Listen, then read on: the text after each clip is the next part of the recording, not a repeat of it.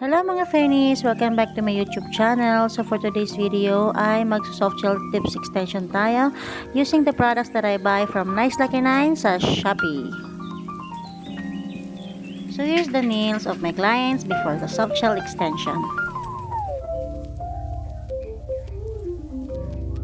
So let's start to prep the nails.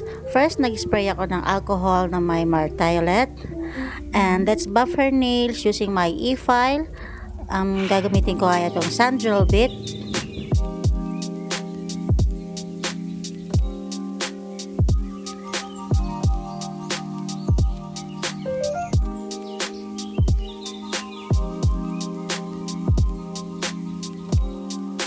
Then I'll push the cuticle using my evergreen pusher.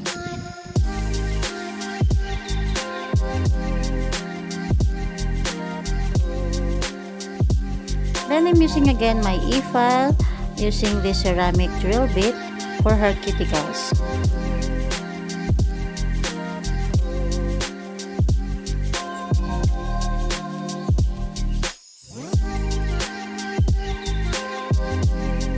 Then I'm going to remove her excess cuticles using my Solingen nipper.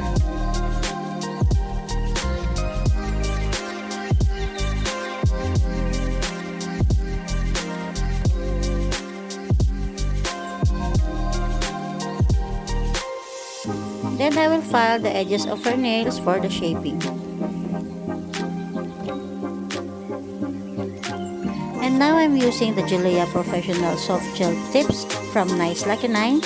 So pipiliin muna natin ang mga sizes ng kanyang nails. By the way, their soft gel tips are already pre-buffed, so hindi na natin siya kailangan i-buff inside.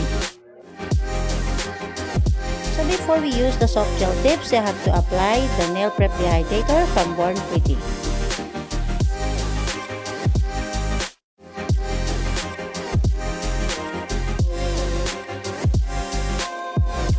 And the primer that I will use is from Another Sexy that I bought from Nice Lucky 9.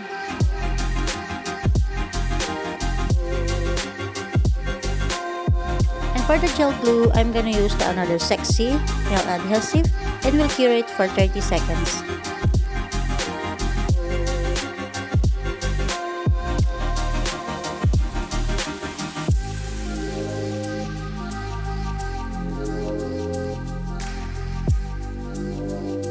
So ilalagay ko na isa-isa ang gel tips with Another Sexy nail adhesive habang nakatutok sa 3 watts UV desk lamp.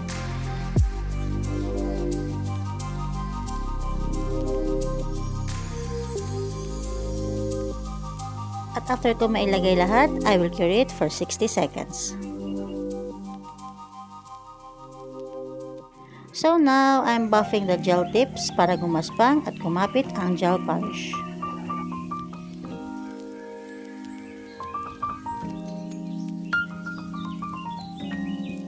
Then, I'm shaping the edge of the gel tips and I'm gonna use my e-file, the ceramic drill bit, para mag-blend ang gel tips sa cuticles.